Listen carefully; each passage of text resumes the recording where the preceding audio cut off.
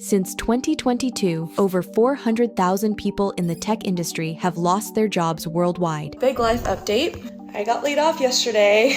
Unfortunately, your position has been among those selected for elimination. These were smart, highly skilled professionals who once held positions at major companies like Amazon, Google, Meta, and Salesforce. Mark Zuckerberg plans to cut 5% of his workforce. And this means that your role is going to be eliminated. I will be getting laid off in exactly 10 minutes. They helped build the apps and tools that millions of us use every day. But now, they've been laid off in massive numbers. Another major company announced a big round of layoffs. Microsoft started sending out layoff notices to employees this morning. And many are asking the same question: where did they all go? It's a question worth asking, especially as the wave of layoffs shows no signs of slowing down. Dario Almeida, he believes it could also lead to half of entry-level white-collar jobs disappearing and 10 to 20% unemployment in the next 1 to 5 years. You might think they're just waiting for the next offer from another tech company, maybe still clinging to Silicon Valley or hoping to return to big tech. But the truth isn't that simple.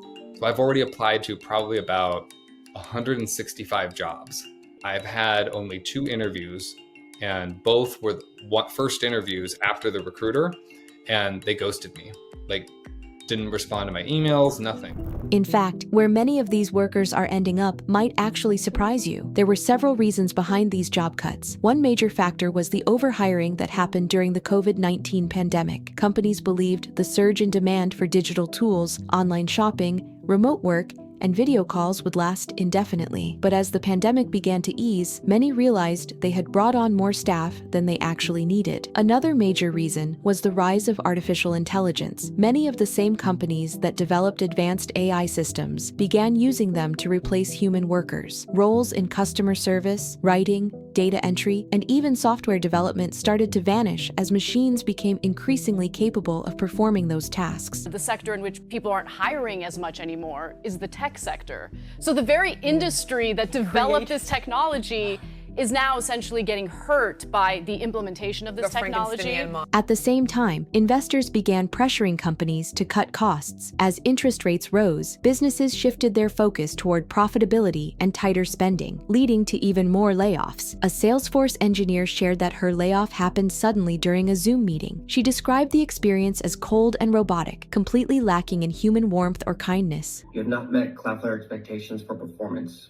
We've decided to part ways with you. After being laid off, many former tech workers didn't just sit around and wait. They got back to building, but this time for themselves. Some chose to launch their own startups and turn their ideas into businesses. Early in my career, I always had the goal of eventually working for myself. In many cases, these startups were formed by teams of laid-off tech workers coming together to build something of their own. A large number of these new ventures focused on fast-growing fields like artificial intelligence, climate tech, and cybersecurity, industries in urgent need of smart, skilled talent. Take Exafunction, a startup focused on optimizing machine learning infrastructure. It was co-founded by former Google engineers shortly after being laid off, with the goal of solving problems they had experienced firsthand in the AI space. Or consider Pry Financials, launched by former Y Combinator engineers after a round of layoffs. These weren't isolated cases. Across Silicon Valley and beyond, teams of laid-off developers, product managers, and designers began forming new companies together, often alongside colleagues they had worked with during the height of the tech boom. According to data, thousands of startups have been launched by former employees of major tech companies. Many of them used their industry experience and savings, often from cashed-out stock, to build something of their own. They were no longer just employees, they were becoming founders. At the same time, others became what are known as solopreneurs, individuals who work for themselves without building a full-fledged company. They turned to platforms like Substack to publish paid newsletters or Gumroad to sell digital products. Some shared their expertise through videos,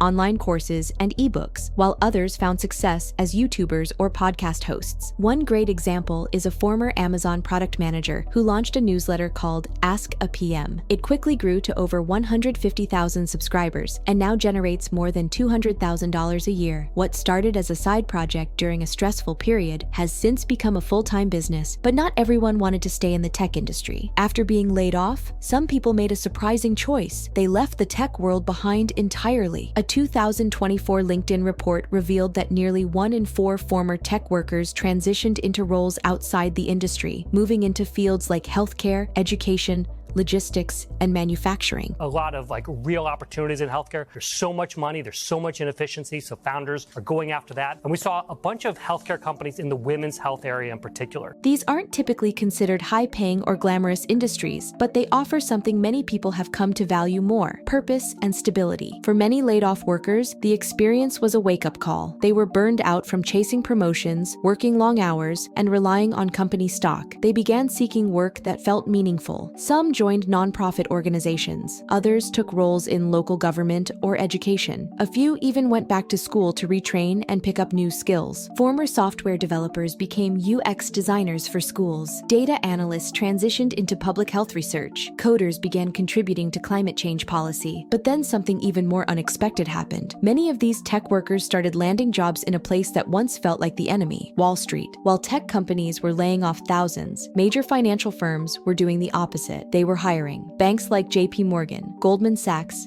Citadel, and BlackRock began recruiting former tech workers in large numbers, seeking engineers, data scientists, and cybersecurity experts. These institutions realized that relying on outside tech vendors for critical systems posed serious risks, so they started building their own in-house tools and platforms, investing heavily in artificial intelligence, machine learning, and data infrastructure, and they needed the right talent to make it all work. Still, not everyone was ready to return to a traditional office job. With the rise of remote work, many former tech workers took their skills abroad. They packed their laptops, booked flights, and relocated to countries with a lower cost of living. Places like Portugal, Mexico, Thailand, and Indonesia quickly became hotspots. In these destinations, rent and food were far more affordable than in cities like San Francisco or New York. And since most of their work could still be done online, these workers found they could maintain a comfortable lifestyle on a smaller income. Some continued freelancing, others launched online businesses, and many took on part-time remote roles. According to one consulting firm, as many as 1 billion workers could become digital nomads by 2035. For many digital nomads, life became noticeably calmer, and overall, they reported feeling happier. Stories like these are common in places like Bali, where coffee shops and co-working spaces are filled with tech workers from the US and Europe. But this lifestyle isn't without its challenges. US citizens often face complex tax regulations when living abroad, and some countries have begun tightening visa policies as locals push back against rising rent prices. Still, despite the trade-offs, more and more people are choosing this way of life. After being laid off, some tech workers didn't return to traditional tech roles. Instead, they entered a surprising and rapidly growing field: military technology. This sector is now attracting more attention than ever, with companies like Palantir, Anduril, and the defense division of SpaceX securing major government contracts. But these deals aren't for social media platforms or shopping apps. They're for surveillance systems, military drones, and software designed to assist soldiers in combat.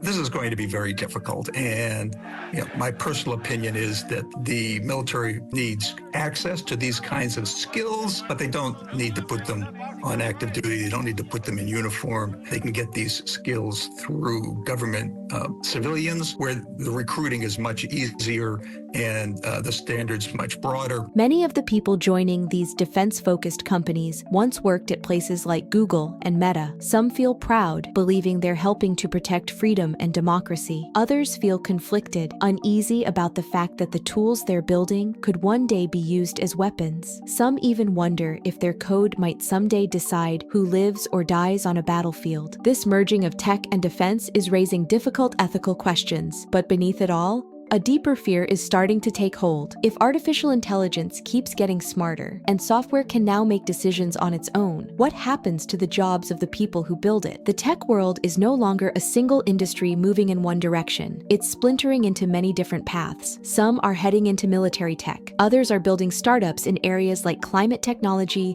and AI, and some have left the industry altogether, becoming writers, teachers, or creators. There's no longer one clear roadmap in tech. The industry is evolving too quickly and in too many directions to keep up with any single path. If you're in tech or thinking about entering it, the question isn't just where are the jobs? It's what can I build? What can I create that AI can't? Because in the future, the best jobs won't be posted on a job board. They'll be created by people willing to take risks, think differently, and build something entirely their own.